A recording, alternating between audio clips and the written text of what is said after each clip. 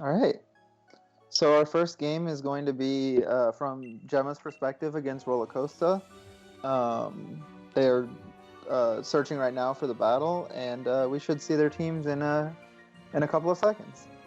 So Chase, is there what do you expect to see here? I actually have absolutely no idea what's coming from either one of these teams. Well, I do kind of have an idea. I know we're going to see the anchor from Gemma. And I think we may or may not be seeing a Diggersby from RollAcosta on the other side. Oh wow. I don't think that I've seen RollAcosta use Diggersby just yet. At least not that I can recall. So we're seeing Gemma select her team with the Delmise with a new item from last week, not having its weakness policy anymore. But okay, now we're locking into the battles. We see. No...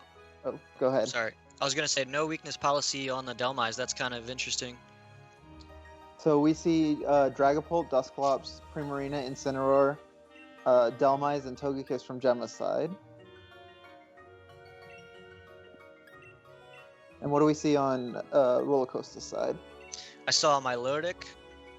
Looks like Ferrothorn, Togekiss, Diggersby, Clefairy, and who am I missing here?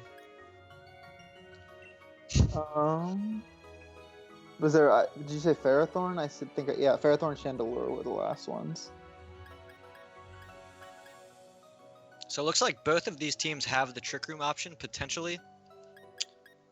You think we're going to expect to see that pretty early on, or do you think that we might see somebody try to outpace the other here?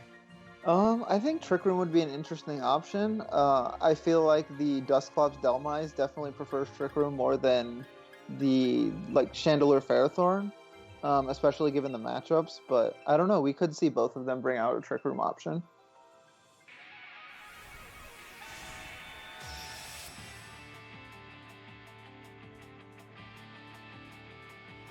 Austin versus Gemma. All right, so we have game one here coming up. And let's see what the leads are. Austin's got some cool shoes on there. Milotic, Clefairy. And then Primarina, Togekiss. One thing I do know is that Gemma got this shiny Primarina within, I believe, 15 eggs, just randomly just trying to hatch a regular one. So wow. But she does have the shiny charm, right? I believe so, yes. So we see a Fairy-type Follow Me user and a Water-type on both sides of the field. It looks like the Primarina is choosing to Dynamax for Gemma's side. It'll be interesting to see what RollAcosta does going in the other direction. Yeah, so do you think that RollAcosta here will just follow me and Coil turn one? I'm not sure if this is a Coil Milotic on this team. It could be, but I have a feeling that it is a different type of Milotic. And yeah, we see the Milotic Dynamax turn one. Wow. I mean, unless it's Clefairy, which I do not believe is Dynamaxing. But yes, we see the giant Milotic behind RollAcosta's trainer. And let's see if we see the Primarina. I believe we will see a Dynamax as well. So I'd got to imagine that this is going to be a Max Hailstorm coming in from the Milotic here. That would be a good guess. I would tend to agree that the Hailstorm is probably what's coming out. It's interesting to think about what moves the Milotic is carrying, and what the item choice would be on this team. So if it Max turn one, it could either be Life Orb or potentially Assault Vest, is what I would guess. Yeah, that it could. So we see the Helping Hand Hailstorm from the Milotic into the Togekiss. Wow, and almost gets the job done, and it should after the hail damage, unless... I believe it might live on maybe one or two after the hail, but we see very little damage coming out from the Togekiss, and then the Starfall. And that Starfall does not do a whole lot of damage. That's got to be an Assault Vest Milotic if I were to guess. I'm not sure. Maybe Starfall might have done less. We see the Life Orb though, so maybe not. Oh, maybe yeah. Assault Vest. And yes, the Togekiss survives on 2 HP. Wow. So, interesting to see from the hail that the speed mechanics showing that Clefairy is the slowest, and then the Milotic is faster than the Primarina. But what do you think we'll see here from both of these players? So we saw Gemma just click Max Geyser into the Clefairy, and that's kind of what I would have expected there. I think she'll probably I missed what she did with the Togekiss, but I would assume that she's going to try and do some redirecting here. I think the best thing that she could do is probably Geyser into the Clefairy and try and get that thing off the field. Yeah, that's the thing about Clefairy, is it itself isn't very bulky, but it makes the partner much more bulky, letting like the Friend Guard make the Milotic take very little damage. What do you think Austin's going to do here with the Milotic? I assume it's just going to be a Geyser or it'd be interesting to see what else this Milotic has besides Hailstorm and Geyser. I would assume Max Quake coming off of Mudshot, and then a fourth move that could either be Protect, Recover, Disarming Voice potentially. I know a lot of the early offensive Milotics were running that for Kinkelder, but I'm not so sure on this team what it would be.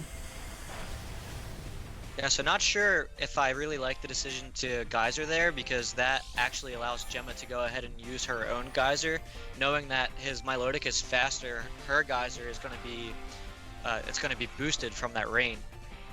Yeah, and as we can see, it did about 70 to 75% of that Ferrothorn. Which is a bulky grass type. Yeah, and now we see Dynamax water types on both sides of the field and slow grass types on both sides. So pretty similar teams here from both players. Yeah, while neither of the players have the same Pokemon in any of the first 3 Pokemon we've seen, they fit very similar roles. And so it looks like we're going to see an attack and then protect from the Dhelmise. We see the Ferrothorn actually protect before the Dhelmise, letting us know that it is Iron Ball Dhelmise, in fact, or speed on the Ferrothorn, which seems unlikely. And so we do see the Max Quake. I wonder, well, I guess Austin couldn't Max Quake last turn because of the Follow Me redirection. Mm-hmm. So it does increase the special defense here for the Ferrothorn, and as we see another Geyser, I assume into the protecting Ferrothorn slot. And it is. It should survive this pretty easily, yeah. That did surprisingly a little damage there, seeing that obviously it did protect, but all that damage that it took in that first shot. Mm-hmm. Yeah, the special defense boost really helps it out there. I assume it would be in range of another attack, though, from this Primarina. Although it would be interesting if the Clefairy happens to switch in here from RollAcosta's side, whether or not that lets the Ferrothorn live and maybe get a Power Whip or a Leech Seed off. So, what do you think RollAcosta's best play is here? I think he probably just wants to get rid of this Primarina at this point for whatever he's got in the back. I think his best attack his best defense against the Primarina is probably the Ferrothorn, if I were to guess. I'm not 100% sure what he has in the back, but like you said, this Primarina is probably going to be able to handle this Ferrothorn. As we see Recover from the Milotic. So we've seen all 4 moves. It has a Water move, an Ice move, a Ground move, and Recover. As we see Hyper Voice coming out from the Primarina, not enough to pick off the Ferrothorn. So that Geyser doing that much damage turn 1 to that Togekiss, I would assume that that's not going to be an Icy Wind ice attack that we saw. I would believe that it's either Blizzard or Ice Beam. And we see the Ferrothorn miss the Leech Seed, sadly, on the Primarina. Kind of stunting the recovery it could have gotten this turn. So, who do you think is in a better position here? I actually think Gemma's sitting pretty good here, seeing that she still has the Primarina on the field and the Grass type is pretty close to down. I mean, she's got to be able to handle this Ferrothorn with one more attack, no problem. Mm-hmm. It'd be interesting to see if the Ferrothorn gets KO'd to a Hyper Voice at this range, because we saw the last one do more than the range it's at, but that wasn't including the Friend Guard that is in play this turn. That's a good point. But do you think this Ferrothorn has anything that can handle this Anchor with? I'm not sure. I would guess that it is not running knockoff, which would be the main move you'd think to do damage. But I don't know. We'll see later in this battle, hopefully. I'm kind of curious what he double protected there for. Maybe he was just trying to see what Gemma has on both the opposing side. Yeah, I think it was to see if the Ferrothorn can get out of range of the Hyper Voice. Whether or not it was already out of range, I'm not sure, but it should be comfortably out of range of the Hyper Voice this turn. So what do you think Austin could do here to possibly gain some ground back? I think his best play is going to be to do as much as he can with the Ferrothorn to Gemma's other two Pokemon. And let the Delmise kind of sit on the field and hopefully do nothing until his fourth Pokemon can come out and do damage to it, depending on what that is. But at this point, we don't know. So we do see Gemma preserving that Primarina, knowing that it's potentially a win con at the end of this one. Switching in the Incineroar, and we'll see a Follow Me from Clefairy. Mm-hmm. And then the Leech Seed comes off, this time connecting into the Incineroar. This Ferrothorn is going to be tough to deal with Rain Up and with the Friend Guard boost, at least for this turn, and the next turn after, and the Leech Seed. So. Yeah, so this Clefairy still being alive, I don't think that this Incineroar is just free to go ahead and Flare Blitz into the Ferrothorn. It's an interesting situation here, because obviously you can KO the Clefairy this turn, because this turn or next turn, depending on if it protects, because it's trapped in due to Anchor Shot. So that puts the Ferrothorn in a precarious situation, but maybe with enough protects and Leech Seed recovery that it can get up to a decent amount of HP, enough to chip the Incineroar down with the other Pokemon that RollAcosta has in the back. Yeah, I think that Leech Seed there really helps Austin out, as he's gonna gain some health back with the Leech Seed and the leftovers. And we see the Primarina come back in for the Incineroar slot. Let's see what goes on the rest of the way. Ooh, so it's gonna be a Protect coming from the Ferrothorn.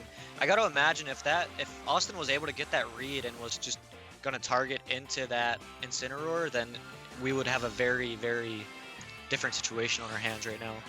Mm-hmm. Not to say that it's over, because by all means, at this point, I don't necessarily think that it is. Yeah, it's an interesting situation now that the Ferrothorn is pretty safe. Nothing really threatens it for a lot of damage. It can get another Leech Seed off. And if it is the Iron Defense set, maybe it can get an Iron Defense off before the Incineroar comes back in, protecting it from that as well. What do you think Austin has in the back here? It'd be interesting to think of. It's interesting to think about. I would guess that it is the Diggersby or the Togekiss, but I'm not entirely sure. Or yeah, this team, yeah, it did have a Togekiss, so we'll see the Incineroar switching in for the Delmise this time. And let's see what else goes on this turn.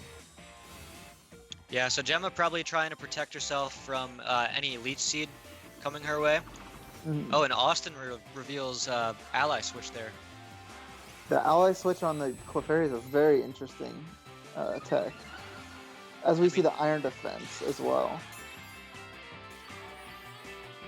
So Gemma protecting, I'm assuming that's to prevent the Leech Seed from coming in? I would agree. So it's interesting now, because after another turn of double protecting from the Ferrothorn and the Clefairy, it may or may not be out of the Ferrothorn may or may not be out of range of Flare Blitz from Incineroar because of the Iron Defense. So another thing to notice is time is running down at this point. I assume we'll be getting the 3 minutes left notification somewhat soon. I was just gonna say, it seems like this might be another drawn out Gemma versus Austin kind of game. Yeah, I would tend to agree. So we see Protect coming in from the Ferrothorn here. And we see another double Protect on Austin's side of the field. So he's playing very defensive this time around. Yeah, I think these are the safest positions to put yourself in. At this point, just getting the leftovers recovery and finding the best way to not take as much, like, to take the least amount of damage possible to see if Ferrothorn can do stuff this game. So we're seeing the Hydro Cannon into the Clefairy slot. Oh, and maybe not. And now we're seeing the Hyper Voice instead, and a Flare Blitz. I would assume Flare Blitz into the Ferrothorn slot. I would expect that as well. I'm assuming that Gemma changed her mind and went back to Hyper Voice just in case the ally switch were to happen. I agree. I think this should KO the Clefairy, and it does. I think depending on whether or not the Ferrothorn survives this attack will pretty much tell us the outcome of this game. And I believe it did not survive that. It did not. So game 1 looks to be over in Gemma's favor at this point. But you never know depending on what the last Pokemon in the back. It could be the greatest Scope 1 Togekiss of all time. Oh. So no, it is the Chandelure. So, I mean, this could be interesting, maybe. I'm not sure what a Chandelure could do in a 3v1 where it can't hit 2 of the Pokemon super effectively. If it's faster, it could potentially Phantom Force, but that's a physical move, so probably not. And we see the Shadow Ball take out the Primarina on a critical hit. Okay, this becomes a little bit more doable. How much does this Throat Chop do here? I would assume takes it to Sash. Oh, no. Wow, not quite. So the one thing about that is it doesn't reveal whether or not this Chandelure is sashed or not. It looks like Gemma is, I was going to say, taking her time to play decide the timer. Who she wants to bring in there. Oh. To play towards timer, but it looks like she's selecting it either way, knowing that she has a pretty safe win condition here. We see the Phantom Force into the Chandelure slot, and then I assume a Throat Chop into the Chandelure as well. And this game seems pretty over. Shadow Ball comes into the Anchor slot, and it does just take the Dhelmise out. And then we will see a Throat Chop come in here, and that will obviously KO. Unless it's Focus Band. Yeah, that could be an option. A couple of 10% rolls in your favor, and then the Chandelure defeats the Incineroar with only Shadow Ball. But what do you think RollAcosta's adjustment should be for Game 2 in order to deal with the Primarina better? So I think he needs better footing on with the Ferrothorn. I think he needs to kind of play that a little bit better. He had a really good shot at making a comeback by keeping that Ferrothorn alive in the end there and getting its health back. But I think if he can kind of keep that Ferrothorn up and alive, it's going to be easier for him to handle the Primarina. But then again, I don't think that we ever saw an attack from the Ferrothorn that just blast the Primarina away. We did not. We saw the Leech Seed and we saw the Protect, and those are the only two moves we saw it go for. We saw Iron Defense as well. Oh, I believe, yeah. So you would assume that Body Press is the last if we did see the Iron Defense. I completely forgot about that. Thank you. Yeah, probably. I would assume so as well. So how do you think he handles this Primarina other than what I just said there? I think a Max Lightning potentially on a Diggersby is an interesting option. So maybe like a Diggersby Clefairy lead. So he could potentially be Choice Scarf on the Chandelure there. That might be a thing too. And if that's the case, then he might have Energy Ball. I believe that the Chandelure is Focus Sash on this team, okay. But it is a somewhat popular Japanese team. But again, I'm not 100% sure with the sets. I believe it is your standard Focus Sash, Trick Room and Prison Chandelure. But again, I'm not 100% sure on that. Yeah. And we do see he does have a couple of cool Pokeballs with the same lead here, as Gemma's going to change things up and send out the Dusclops this time around. Yeah, so an interesting thing, we see Wikiberry on the Milotic, so it was not Assault Vest. Okay. That thing's pretty bulky for not being assault vest. Yeah, the friend guard really helps it out. So we're seeing a Trick Room and a Follow Me in this position. I don't know. I think Austin's best play is to not Dynamax, but I'm not sure if that's what the play that he's going for is. We see the Ferrothorn switching, a great decision from RollAcosta to try to get early Iron Defenses and Leech Seeds before anything can really threaten it. And we see the Togekiss avoid the Muddy Water.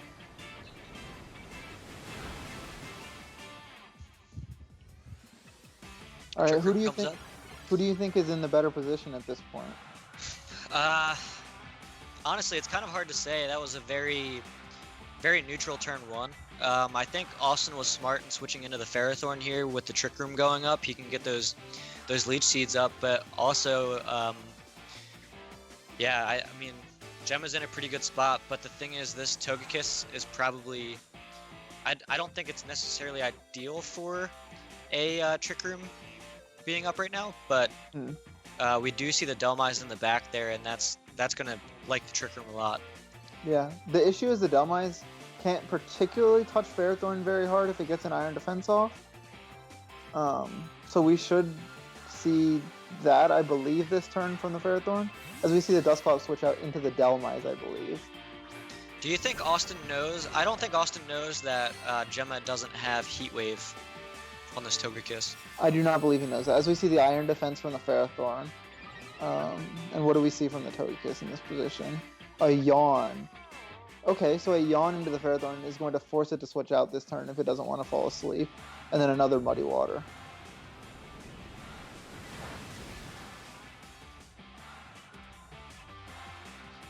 I think it was a really smart decision to Yawn the Ferrothorn, because it lets the Delmise roam a little bit more freely. Because otherwise it would have to deal with a +2 Ferrothorn, and now it either doesn't have to deal with a +2 Ferrothorn or it has to deal with a sleeping +2 Ferrothorn, which is a little bit easier. So. Yeah, so I think the smart play for Gemma here would probably be to just get rid of that Milotic, while that Ferrothorn's probably going to have to either switch out or it's just going to fall asleep next turn. Yeah. I think that's probably her best way of handling this, as well as, yeah, so we do see that switch out, actually. And we see the Clefairy come into the Ferrothorn slot, or into the Milotic slot. And we don't see the Ferrothorn switch out. So the one thing that I was kind of afraid of there was if Gemma were to Phantasm, then that Milotic is going to get a lot more powerful. Interesting decision Dynamaxing the Delmise, especially because it doesn't have the weakness policy that you can proc to give it the added boost in strength.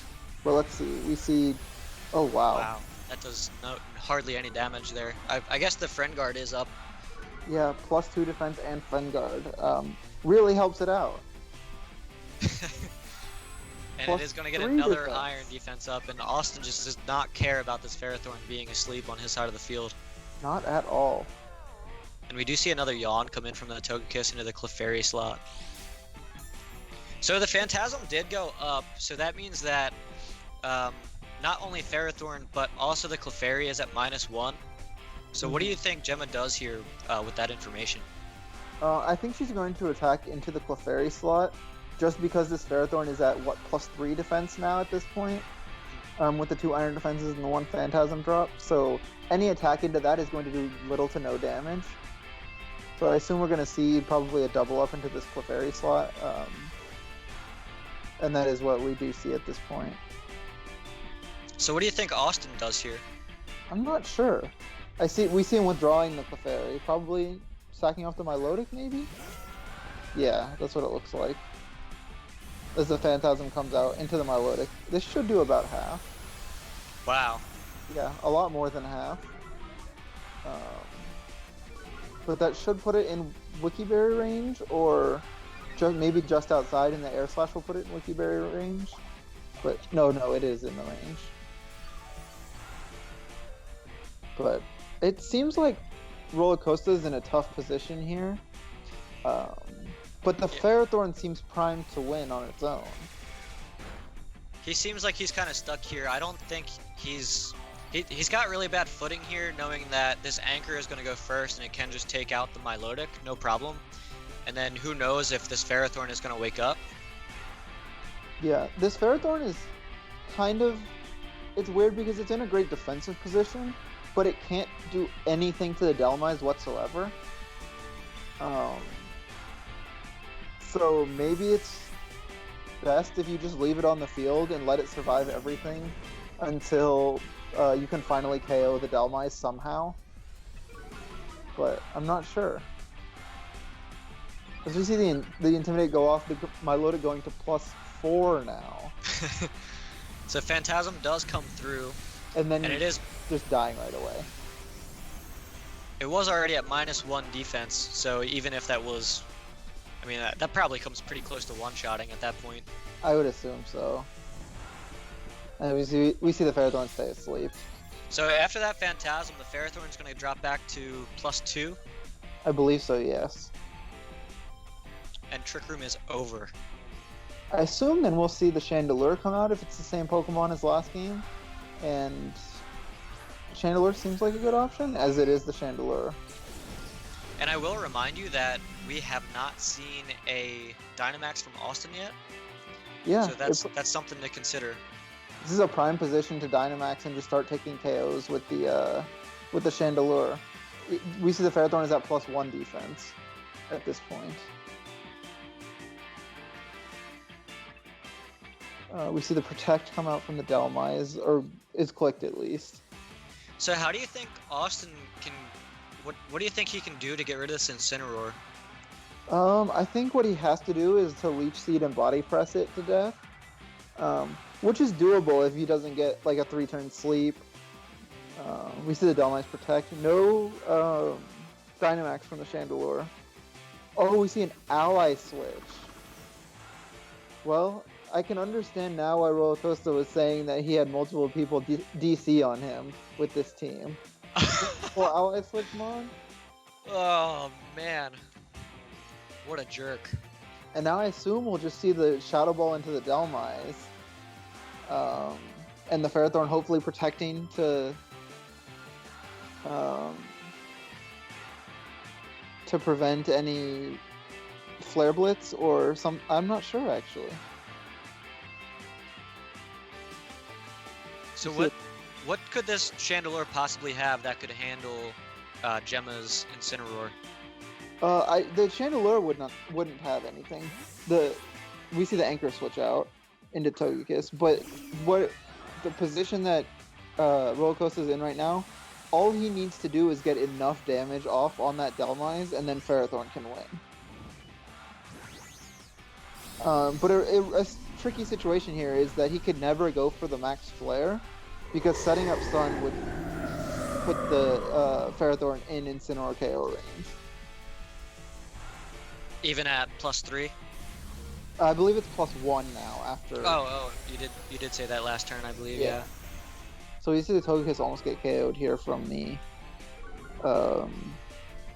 Max Phantasm, and so then the top. It should be time for the Ferrothorn to wake up. Yep, there it is. Oh, another Iron Defense. Yeah, this Ferrothorn is not going to get KO'd anytime soon. Yeah, so we're gonna see it go back to +3 there, and actually, seeing this Chandelure being maxed, that also means that it can't Ally Switch. It can't Ally Switch. It also can't. I believe if it has Ally Switch, then it probably doesn't have Imprison. Probably not. So it's interesting. Maybe Trick Room is the last move. I assume we'll just see the Chandelure KO the Togekiss here, and then the Ferrothorn getting a Leech Seed or a Body Press off. I would assume a Leech Seed is probably safer.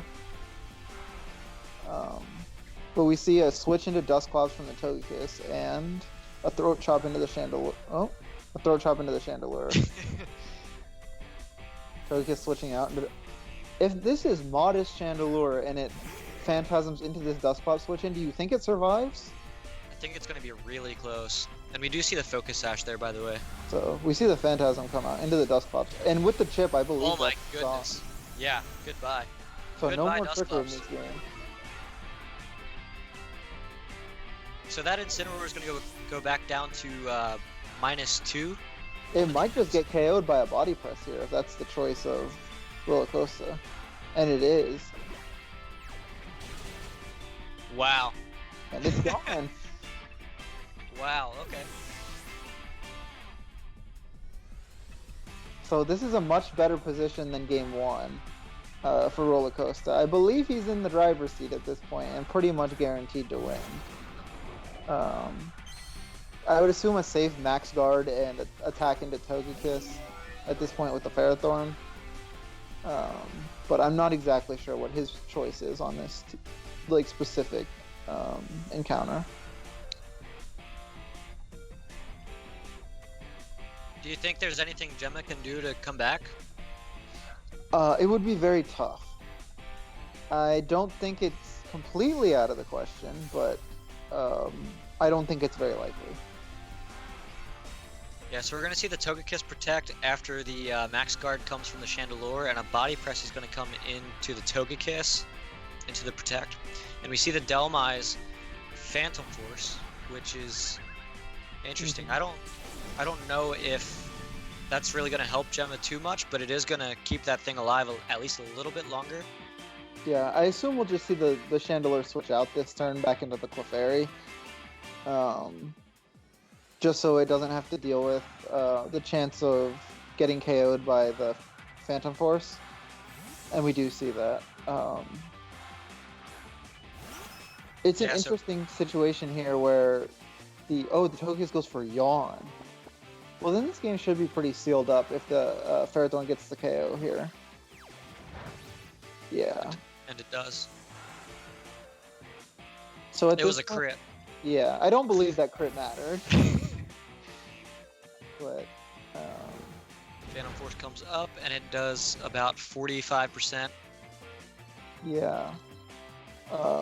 There are multiple different options here that are all safe. Just playing to timer, I assume, is probably your safest option. Going for something like a double protect, or even a follow me switch to Chandelure is also safe. Yeah, and I assume that's what we're going to see, the follow me switch to Chandelure, just so it doesn't take us another 15 minutes to end this game. So follow me does come up from the Clefairy. 1 second, I will be right. I guess I can stay here. I just got to grab my charger. Okay, so we do see the Anchor Shot come into the Clefairy, and it does take it out. So yeah, this Chandelure is going to outspeed the Dhelmise in this upcoming turn, and that should be enough to end the battle. I will remind everybody here that Gemma's Dhelmise is shiny, and it is beautiful. And it's also in a friend ball, which is pretty epic. Okay, I'm sorry about that. Professionalism. That should not have happened, but I am back. Did I miss anything interesting here? Just some great commentary, that's all. Good to hear. Yeah, so the Dhelmise does go down here to the Shadow Ball, as expected, and we do see the match here go back to 1-1. So, now that it seems actually that RollAcosta didn't make very many adjustments based on leading the same two Pokemon and having the same two in the back as last game. But what do you think his in-game adjustment was? I think his whole entire perspective was probably flipped around a little bit, seeing that Gemma didn't stick with the same thing and he didn't have to lead with Primarina early on, and that really helped him get some footing in there, you know? So he kind of went on the more... It looked like he went on a little bit more of an offensive end, even though he had the Clefairy on his side of the field. Yeah, I would tend to agree with that. What do you think that Gemma's adjustment for Game 3 is? I think it's kind of hard to say. I would really like to see her bring the Dragapult here, but at the same time, she's got two fairies and a normal type on the other side of the field, so that's kind of tough. But I think that might be enough to kind of throw Austin off. I think it's interesting because like these weakness policy Dragapult teams, it tends to be you only bring it if it definitely beats the team, and with the Milotic on the opposing team, it makes it a little bit more difficult. Well, plus with the redirect fairy, I mean, yeah. So if we see the same lead from Austin's end with the Dragapult lead, it's a pretty tough situation to be in if you're Gemma. So Austin does lead the same thing for the third straight game here. We're going to see the Milotic with the Clefairy and the cool Pokeballs. And we do actually see the Dusclops and the Dragapult this time around. So my wish came true. So it's interesting here because the Milotic threatens the KO on the Dragapult. The Dragapult doesn't threaten the KO on really either the Clefairy or the Milotic at this point. So I assume we'll just see a Follow Me Max Hailstorm from the Milotic, and I don't know what we'll see from the Dragapult's end. I think what Gemma needs to be afraid of is actually seeing the ally switch. Yeah. Would you risk ally switching here? Because if you don't follow me, there's always the chance that she just Dragon Darts. Oh, we're gonna see a time. Nope, we do not see a timeout. There's always the chance that you can proc the weakness policy from.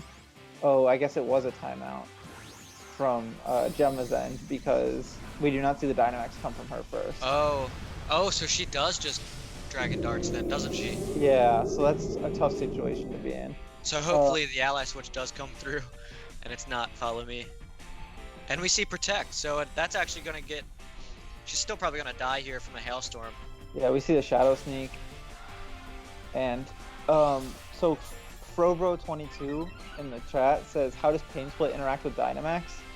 The way it works is it's similar to like the way Endeavor would work, where only half of the Pokemon's HP is taken into account. Like, so with Endeavor, if you Endeavor a Dynamax Pokemon, it'll take it to half of its HP plus 1. So whatever HP that the Dynamax Pokemon would be at when it gets Pain Splitted, you divide that by 2 and then you Pain Split it from there as if it was its regular HP. So that's kind of the interaction. It's very strange. Dynamax kind of, the way it works with berries and with Life Orb and things like that are different from the way it works with like Endeavor and things like Pain Split. So it's kind of inconsistent in the way it works, but once you get the hang of it, it is very I wouldn't say simple, but it's kind of easy to understand. Yeah, so what do you think Gemma does here to kind of try and get back into this one here after she ran out of time on the last turn there? I'm not sure. I think it's a tough position to be in because the Dragapult is probably the main mode of offense. So I don't know what we'll see here we see the Helping Hand from the Milotic from the Clefairy, giving the Milotic boost. So this Clefairy is full on support, and that's, I mean, obviously it's a Clefairy, so what else can it do? So we've seen Helping Hand, Follow Me, Ally Switch, and Protect from the Clefairy. Yeah, and I think that's pretty standard for 3 of those moves.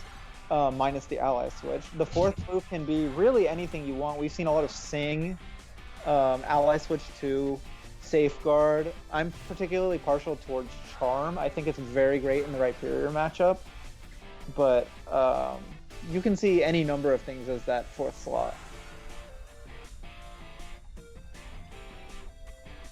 Alright, so Gemma gets Trick Room up here. And we're gonna see probably the Nightshade and Yawn. Nightshade into the Clefairy and Yawn into the Milotic, but the Follow Me might redirect that. As we see the Clefairy actually switch out into the Ferrothorn.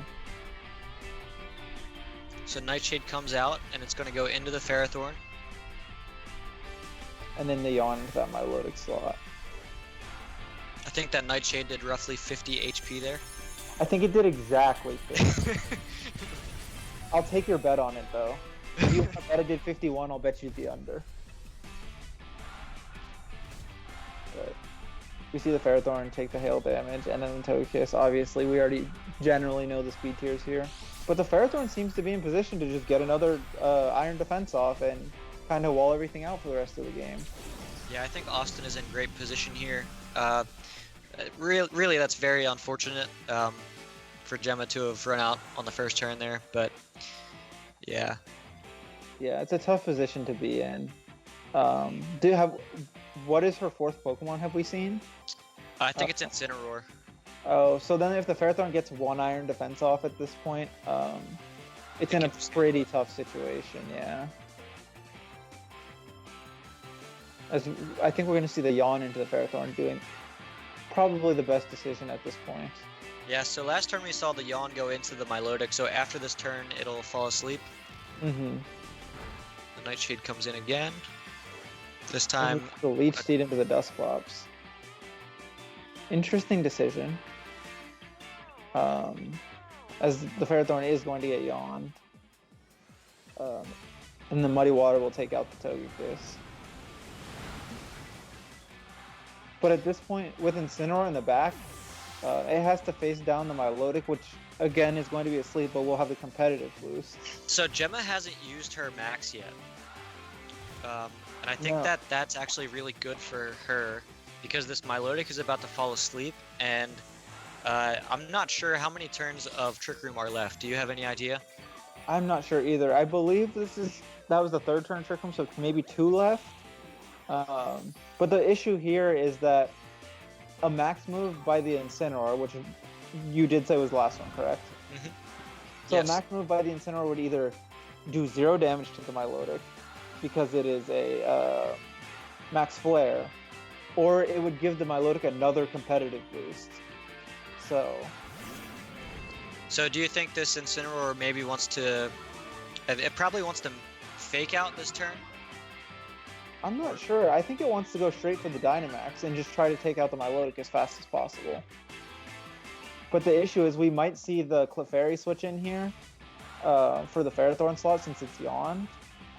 And if that's the case, I'm not so sure if a Nightshade plus a max move will KO this Milotic. You would think so, but I'm not sure. We could see the Pain Split going into the Ferrothorn and then potentially a max flare into it. Mm-hmm. That could happen. I believe the Ferrothorn will switch out here just because it is about to fall asleep otherwise, but I'm not sure. So even if that is the case and it does switch out, I think that still might be optimal for Gemma here, because then that sets the Sun. So now Max Flare next turn does more damage. Mm-hmm. And whatever switches in probably has full health. Oh, and we see the Chandelure Splash Fire switch in, so it won't even get the Max Flare off. Wow. Well, that's a really tough situation to see. Getting getting timed out on the first turn and then switching a Chandelure into a Max Flare is not the greatest morale helper for this game, but I wonder how much different things would be if the I know in the past, Gemma said she understands why people rage quit against this team. And I also understand after I saw multiple allies switch Pokemon. Yeah. So, it's a very tough situation, especially with the Chandelure having its Sash still available, and then Milotic being at +2. And the only way to take the Chandelure off its Sash is to get Milotic to +4. So, it's a tricky situation here. So is Trick Room still up right now? I believe this is the last turn. I'm not 100% sure. So if Austin does not protect, Milotic stays asleep, Dusclops gets a Pain Split into the Chandelure, and we see a Max Darkness go into it, things could possibly happen. Yeah, except we're going to see the switch out back into the Clefairy for the Chandelure, which is probably the safest play possible. Because we will see the Pain Split, but the Darkness, I assume, will also go into that slot and not get the KO. Yeah, no work there. And now the Clefairy is safe to just follow me away the attack for this third turn, and then the Milotic is kind of free to do whatever it wants at +4, even if it doesn't wake up on its third turn.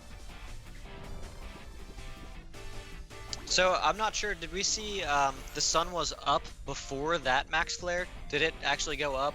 I believe that was the Sun did not go up this game, did it? Or is it up right now? Well, it's up right now. So my question was... I believe it's not up right now, because the the flare went into the Chandelier's flash fire, so it didn't activate the secondary effect. Oh, okay. It's just really bright in this gym right now. Yeah, I don't understand why it's so bright, because as we saw from when Gemma went to her information screen, that the sun is not up. But I assume we'll just see a follow me and a muddy water here, or a follow me and a recover. I just noticed Austin and Gemma are wearing the same jacket.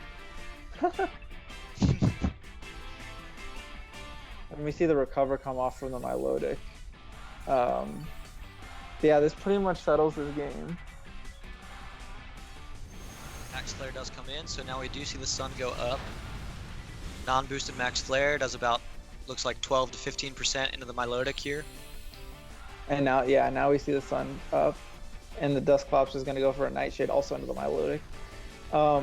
Yeah, this Milotic is at +4. There's not really, and the Leech Seed is still in the Dusclops. So while a +4 Muddy Water in the sun may not KO the Dusclops, I assume it'll get the Incineroar at least at this point. Maybe not. Maybe the Incineroar should survive this. I'm not sure. It'll be close, I think. Yeah, maybe a Helping Hand. No, I assume we'll just see a Follow Me Recover here. I was gonna say a Helping Hand Max Flare would be really interesting, but or a Helping Hand Muddy Water. I'm sorry. Do you think a Flare Blitz into the Milotic will KO it? I wouldn't think so, especially if it recovers, but it could. Yeah, and we do see the Follow Me first. Yeah, RollAcosta has played this game pretty suffocatingly. There's not really much Gemma can do here except for regroup and hope to win next week if they end up matching up again, because this team is a bit annoying to go up against without any prior information. And we see the Flare Blitz. Does that take out the Clefairy? No, it's alive. That might be exactly 1 HP. Wow, it's alive. Call me Frankenstein, because it's alive. And now it's back to a little bit more than it was before.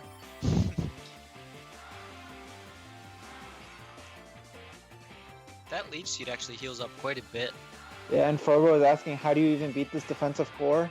I have to say I have no clue. I guess the thing you have to see is that there is a Diggersby on this team, and so you must assume Ally Switch on both Clefairy and on Togekiss, just because it pretty much locks the Dragapult into not being able to do anything. I guess the best way to defeat this core is to just overpower it with something like a Rotom Wash or a Primarina, along with maybe like a Kinkeldurr or a Fighting type to KO the Ferrothorn early on. Maybe a Crit Kiss. Like, you just have to get luck in your favor is the thing. I think Rotom Wash is a pretty good way to beat this team. At least it helps. Yeah, because the thing is, sure, you're not hitting the Ferrothorn for super effective damage, but if you can get a Nasty Plot off and a Max Geyser off, then your next Max Geyser into that Ferrothorn is going to do about 80-90% with the +2 and the rain up. So I think that would be like the easiest way to deal with it. But then you have to deal with Ally Switch as well. So maybe that's not even the best way to deal with it. Yeah, and at that point you could just bring Ally Switch on your own Rotom. Yeah, that is true. We should delete Ally Switch from the game. Yeah, that move is so annoying. We might see another one this turn. We might see an Ally Switch Iron Defense or an Ally Switch Body Press. I think the Incineroar would probably be in Body Press KO range. So it's kind of interesting that Gemma's still in a okay, I mean, somewhat of it. She's still here, you know? Yeah. As we see the Pain Split into the Chandelure. Getting a decent amount of HP back. And then we see the Body Press into the Incineroar, which I assume will get the KO. Yeah. Yeah. And then Shadow Ball should just pick off this Dusclops and end game 3. Yep, so Shadow Ball comes in. Here's the windup, there's the pitch. And, oh! That's a foul ball, it looks like. Yeah. I agree with the chat that Ally Switch was definitely a mistake, along with allowing items like Life Orb and Weakness Policy well Dynamax. I think they should all be like the choice items. and just not have any effect while Dynamax. I think that would balance the game a lot more. Yeah, so it looks like that foul ball was actually a foul tip right into the catcher's mitt because that Leech Seed is enough to take out the Dusclops and end the match here.